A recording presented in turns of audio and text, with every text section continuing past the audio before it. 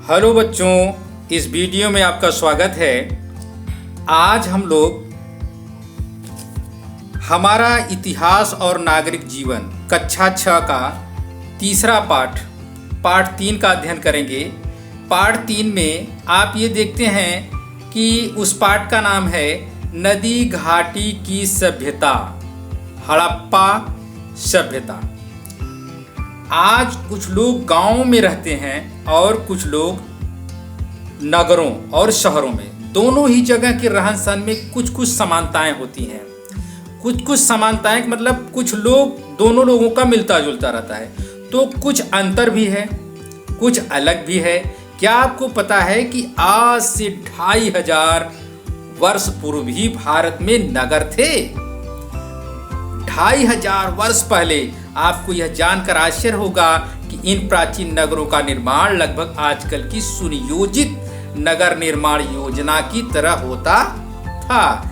ऐसा उस समय के अवशेष बताते हैं। अवशेष मतलब कि जो पुरातत्व के लोग खुदाई किए हैं, उससे जो हमको सामग्री प्राप्त हुई है, उसे हम अवशेष कहते हैं। अवशेष का मतलब जो बची खुची उस समय से अब तक लेकर के हैं, उनको हम अवशेष के रूप में देखते हैं और अवशेष ही कहते हैं। विश्व की प्राचीन नगर सभ्यताओं का विकास नदियों के किनारे हुआ। जितनी भी सभ्यताओं को आपने देखा, जितनी भी, चाहे वो कोई भी सभ्यता हो, चाहे नदी घाटी सभ्यता हो, नील की हो सभ्यता, मिस्र की सभ्यता हो, सब नदियों के किनारे हुआ। नदी के किनारे होने के कारण खेती के लिए पानी की उपलब्धता ने अधिक अन्न उत्पादन में मदद की। जो भी सभ्यता नदी के किनारे पनपी, उसमें सबसे पहला था खेती करना वहाँ के लोगों को, और खेती करने के लिए उनको पानी वहाँ से मिल जाता था। अधिक अन्न उत्पादन ने व्यापार को बढ़ावा दिया, जिससे नगरों का विकास संभव हो सका। व्यापार के लिए जल मार्ग सुलभ था और वहाँ से हम जो है व्यापार करने के लिए जल द्वारा यानी समुद्री मार्ग द्वारा आना जाना भी सुचारू रूप से कर सकते थे। साथ ही नदी मार्ग से व्यापार रास्ता आसान तथा सुरक्षित था। नगरीय जीवन में अब कृषि की अपेक्षा अन्य काम धंधों को अधिक महत्व दिया गया। जैसे जो हमारा नगरीय जीवन था, अब कृषि की अपेक्षा अन्य मतलब व्यापार में भी हम लोग जो है रुचि लेने लगे। इन काम धंधों के विकास के लिए प्राकृतिक कच्चे माल की उपलब्धता तथा उससे निर्मित वस्तुओं ने नगरीय जीवन को और उन्नत बनाया। उन्नत मतलब और विकास किया। फलस्वरूप विश्व में पहली बार अलग अलग नदियों के किनारे नगरीय सभ्यता का विकास हुआ। जैसा कि हमने पहले ही बताया कि आपको विश्व में जैसे मिस्र की सभ्यता, नील नदी की सभ्यता, चीन की सभ्यता, जो भी विश्व में पूरी सभ्यताएं पनपी वो नदियों के किनारे ही हुई, जिनमें सिंधु नदी के तट पर विकसित हुई हड़प्पा सभ्यता, जो आज हम लोग अध्ययन करेंगे। हड़प्पा सभ्यता। हड़प्पा सभ्यता लगभग आज से लगभग 2500 ईसा पूर्व से लेकर के 1520 ईसा पूर्व कैसे हुई, यहाँ आपको जो है एक मैप के द्वारा दिखाया जा रहा है कैसे हुई खोज। सन 1921 की बात है, जब भारत में अंग्रेजों का राज था। इसी वर्ष पुरातत्वविदों ने पंजाब प्रांत में हड़प्पा नामक स्थल की खोज की। कहाँ? पंजाब। इस स्थल से प्राप्त अवशेषों के अध्ययन से पुरातत्वविदों को ज्ञात हुआ कि यह एक नगरीय सभ्यता के अवशेष हैं। जो पुरातत्वविद थे, जो खुदाई करता थे, उनको पता चला कि यह एक नगरीय सभ्यता थी। इसी प्रकार सिंध प्रांत में एक और गांव मिला जिसको लोग मोहनजोदड़ो कहते हैं। मोहनजोदड़ो का मतलब है मृतकों का टीला। मृतकों का टीला का मतलब जहां कंकाल मिले, हमको कंकाल के अवशेष मिले, तो उनको जो है मोहनजोदड़ो कहा गया। यहाँ से भी नगरीय सभ्यता के अवशेष प्राप्त हुए। हड़प्पा नामक स्थल से इस सभ्यता के अवशेष सबसे पहले मिले थे, इसलिए इसे हड़प्पा सभ्यता कहते हैं। पुरातत्वविदों ने इन स्थलों की विस्तृत खुदाई की तो नीचे दबा हुआ पूरा का पूरा शहर मिला। यानी एक हमको वहां जो है आजकल की तरह शहर मिला। नगर ही नगर। धीरे धीरे आगे और खोज हुई, कई जगहों पर खुदाई की गई तो पता चला कि उस समय एक नहीं, दो नहीं, कई नगर थे। ये नगर सिंधु नदी और उसकी सहायक नदियों की घाटी में बसे हुए थे। यानी जो उसकी सिंधु नदी की सहायक नदियां थी वहां लोग भी बसे थे। इस सभ्यता के कुछ क्षेत्र आज पाकिस्तान में हैं, जो भारत और पाकिस्तान एक ही में था। 1947 में पाकिस्तान और भारत दोनों अलग हो गए। भारत में रोपड़, भारत में जो स्थान है हड़प्पा सभ्यता का, वो रोपड़ है। रोपड़ जो पंजाब में पड़ता है, कालीबंगा जो राजस्थान में पड़ता है, लोथल जो गुजरात में है, तथा दायमाबाद महाराष्ट्र इस सभ्यता से संबंधित मुख्य पुरास्थल हैं। नगरों की विशेषताएं, जैसे नगरों की क्या विशेषताएं थी, नगर कैसे थे, कितने बड़े थे, क्या उनमें सुविधाएं थी। हड़प्पा कालीन नगरों का निर्माण एक निश्चित योजना के आधार पर किया गया था।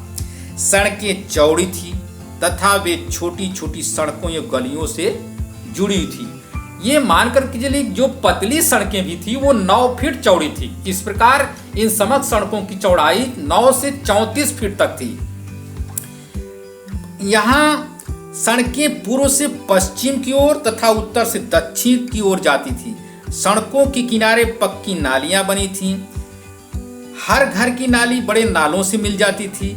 हर नाली में हल्की सी ढाल होती थी, मतलब पानी एक तरफ से ऊंचाई से नीचे की तरफ जाए ताकि पानी आसानी से बह सके। इससे पता चलता है कि इस सभ्यता के लोग सफाई और स्वच्छता के प्रति जागरूक थे।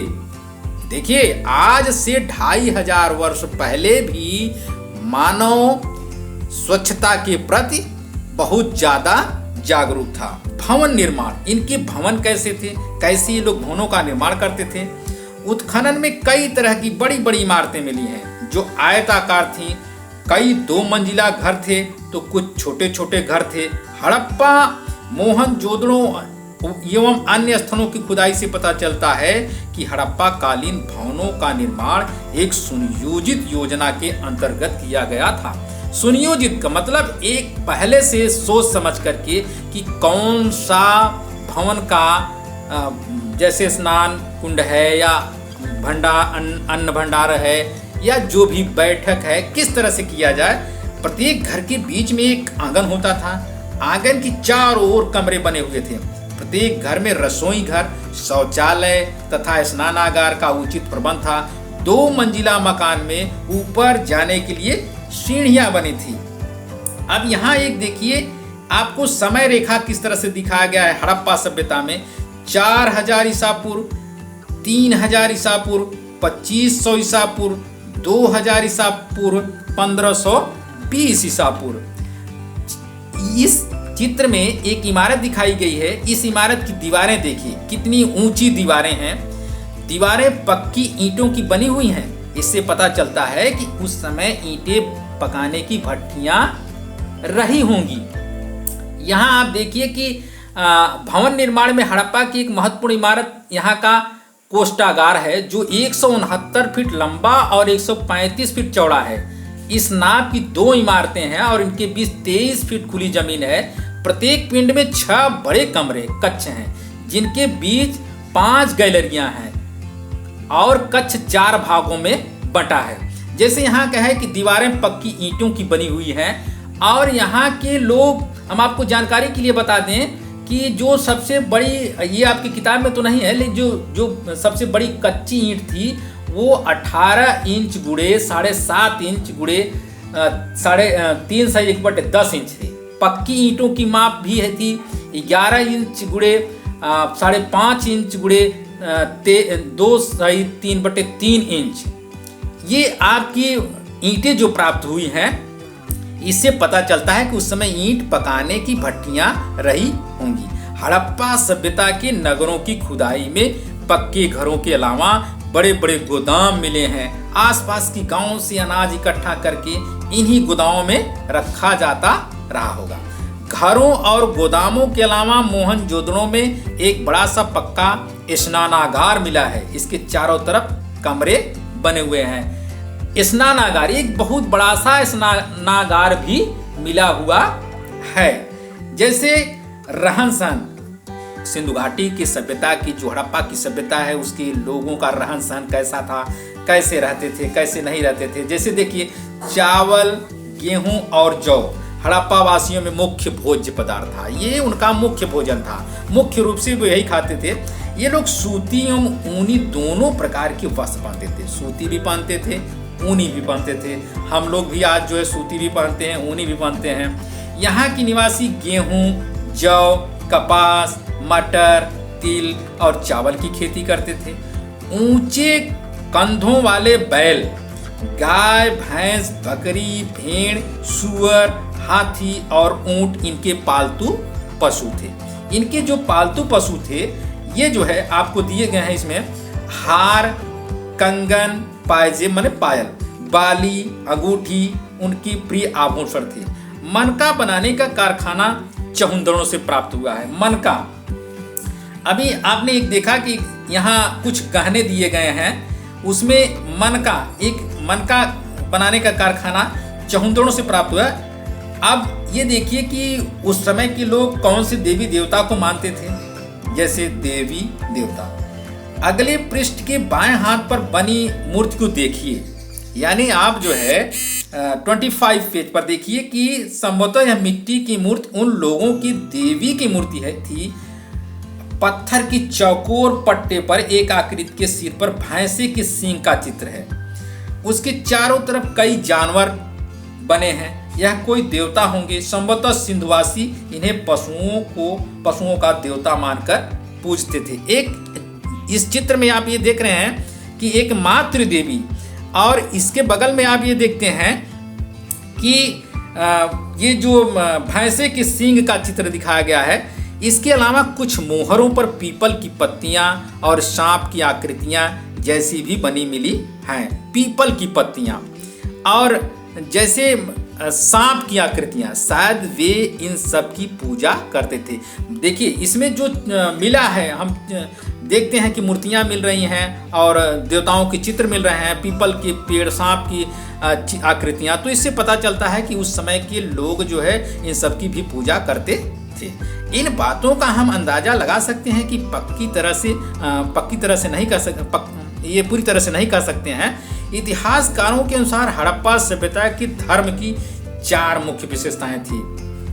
वो कौन कौन सी देखिए, मातृ शक्ति की उपासना, शिव की पूजा, वृक्ष पूजा और पशु पूजा। देखिए इतिहासकारों के अनुसार हड़प्पा सभ्यता के धर्म की 4 मुख्य विशेषताएं थी।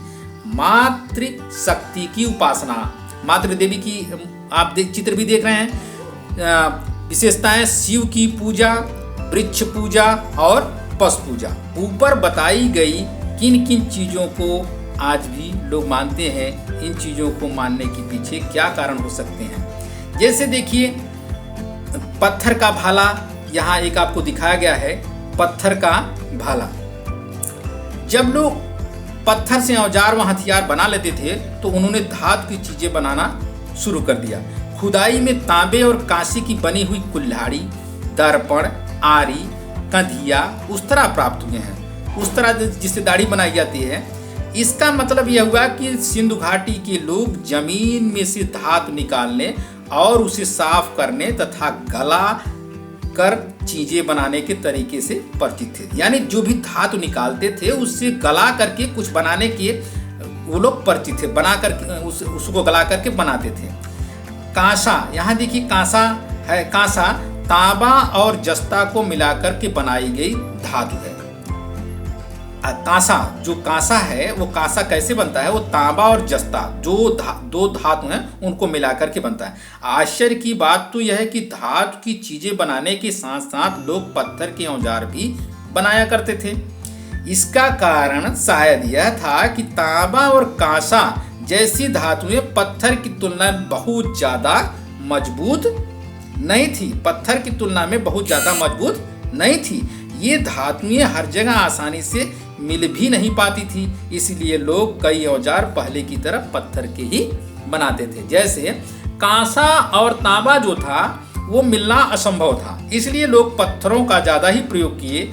अब देखिए एक नीचे जो है एक इस बैलगाड़ी दी गई है, जो इस तार को खींचने से बैल का सिर हिलता है। इस बैलगाड़ी में दो बड़ी खोज छिपी है, एक है पहिए का आविष्कार और दूसरा है बैलगाड़ी। अब जैसे देखिए कि उस समय चक्के का इस्तेमाल मिट्टी के बर्तन बनाने के लिए भी होने लगा था, इसलिए पहले की तुलना में बहुत अच्छे किस्म के बर्तन बनाए जाने लगे। मोहनजोदड़ो में प्राप्त बर्तन, आप देख रहे हैं कि मोहनजोदड़ो से जो बर्तन प्राप्त किया गया है उसको चित्र के माध्यम से दिखाया गया है। इन चित्रों में दिख रही चीजों से आप अनुमान लगा सकते हैं कि हड़प्पा के नगरों में बहुत से कारीगर रहते थे। नगर के लोग अपनी जरूरत की सब चीजें घर पर नहीं बनाते थे, अलग अलग चीजों को बनाने वाले अलग अलग कारीगर थे जो अपनी चीजें बनाकर दूसरों को बेचते थे। देखिए एक सेलखड़ी से बनी मूर्ति और यहाँ मोहनजोदड़ो से प्राप्त कांसे की बनी नर्तकी की मूर्ति है। ये कांसे, जो ये कांसा धातु उससे बनी हुई है।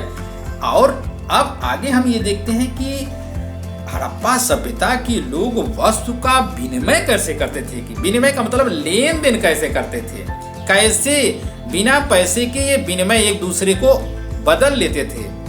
आइए देखते हैं। हड़प्पा सभ्यता के लोग एक वस्तु के बदले दूसरी वस्तुओं को ले देकर व्यापार करते थे। यानी अगर किसी के पास दूध है और उसको चावल की जरूरत है तो दूध देकर के चावल प्राप्त कर लेता था, या इसी तरह से अन्य सामानों का।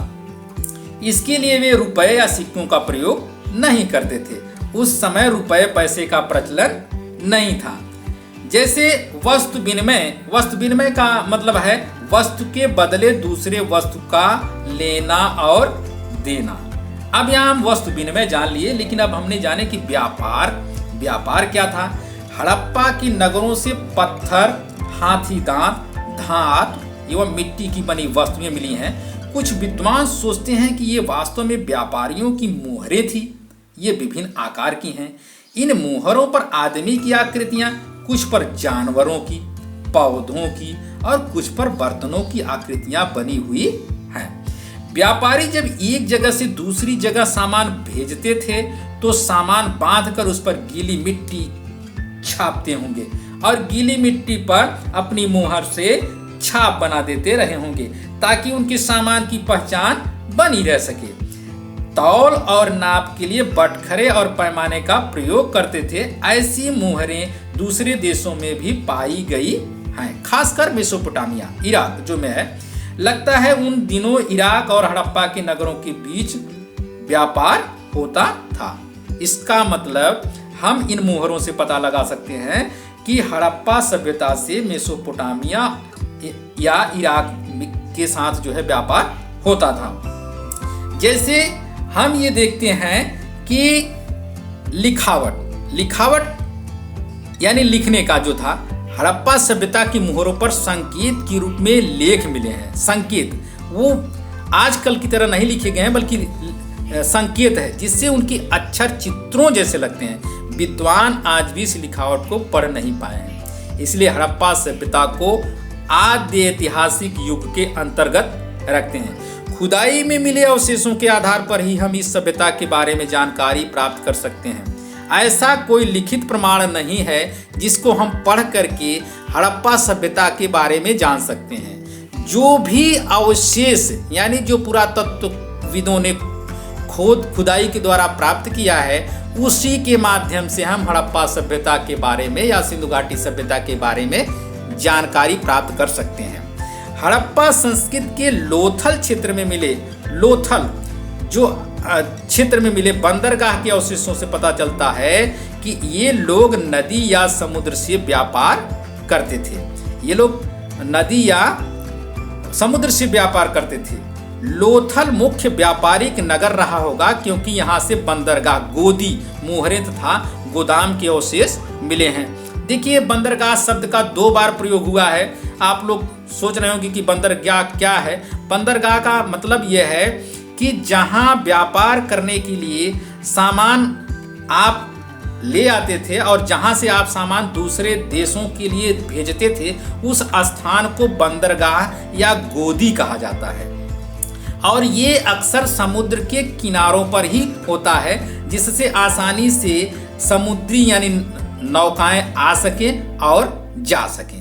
नगर निर्माण योजना के साथ साथ अन्य विशेषताओं के आधार पर यह अनुमान लगाया जा सकता है कि इसकी शासन व्यवस्था काफी सुदृढ़ रही होगी। युद्ध संबंधी अस्वस्थों के न मिलने के कारण कहा जा सकता है कि राज्य में शांति एवं सुव्यवस्था थी। वहां से कोई भी ऐसा हथियार नहीं प्राप्त हुआ है, तीर तलवार भाले, जिससे हमको लगे कि हड़प्पा के सभ्यता के लोग युद्ध करना जानते थे या युद्ध करते थे। नगरों का खत्म होना। आज से 4-5 हजार साल पहले हड़प्पा में नगर बने हुए थे। ये नगर लगभग 1000 साल तक बने रहे, फिर किसी कारण से नष्ट हो गए और मिट्टी में दब गए। क्या कारण हो सकते हैं? बाढ़, भूकंप, महामारी, आक्रमण, आग या फिर अन्यों का आना। देखिए कितने कारण हो सकते हैं। नगर निर्माण कला का विकास इस सभ्यता की विशिष्ट देन है। यहाँ के लोगों ने घर बनाने में पक्की ईंटों का प्रयोग किया। पानी निकासित नालियों की समुचित व्यवस्था सर्वप्रथम हड़प्पा वासियों ने की। हड़प्पा सभ्यता के नगरों के खत्म होने के बाद कई 100 साल तक भारत में कोई नगर नहीं बसे। कुछ चीजें जैसे आपको नीचे दी गई हैं, जैसे उनको भी जानना जरूरी है। हड़प्पा सभ्यता के निवासी बहुत शांति प्रिय थे, क्योंकि यहाँ से लड़ाई के अस्त्र बहुत ही कम संख्या में मिले हैं। यह सभ्यता कांस्य युगीन सभ्यता थी। कांस्य युगीन हड़प्पा सभ्यता भारत की पहली नगरीय सभ्यता थी। सबसे पहले कपास उत्पादन करने का श्रेय हड़प्पा सभ्यता के लोगों को है। हड़प्पा सभ्यता के लोग सूती कपड़ों का प्रयोग किया करते थे। सभी भारतीय लिपियां बाएं से दाएं लिखी जाती हैं, लेकिन हड़प्पा की लिपि दाएं से बाएं लिखी जाती है। देखिए, सभी भारतीय लिपियां बाएं से दाएं लिखी जाती हैं, बाएं से दाएं लिखी जाती हैं, लेकिन हड़प्पा की जो लिपि लिखी जाती थी वो दाएं से बाएं लिखी जाती थी। कुछ शब्दावली भी दिए गए हैं, जैसे सभ्यता। अभी आप इस पाठ में कई बार सभ्यता आया होगा, तो उसको देखिए। सभ्यता क्या थी? मानव सभ्य तब कहा जाता है जब वह अपने जीवन के तरीकों को बदल देता है और पुराने रीति रिवाजों से आधुनिक रीति रिवाजों को अपनाकर नई स्थिति में पदार्पण करता है। योजना किसी कार्यक्रम को संपन्न करने से पूर्व उसकी रूपरेखा तैयार करना ही योजना है। व्यापार उत्पादित वस्तुओं को एक जगह से दूसरी जगह भेजकर अतिरिक्त लाभ कमाना, जिससे उत्पादन में और अधिक वृद्धि हो सके, इसको हम व्यापार कहते हैं। शताब्दी 100 वर्षों का समय, जैसे सन 2002 को 21वीं शताब्दी कहेंगे। गुड बाय, फिर मिलेंगे बच्चों अगले वीडियो में।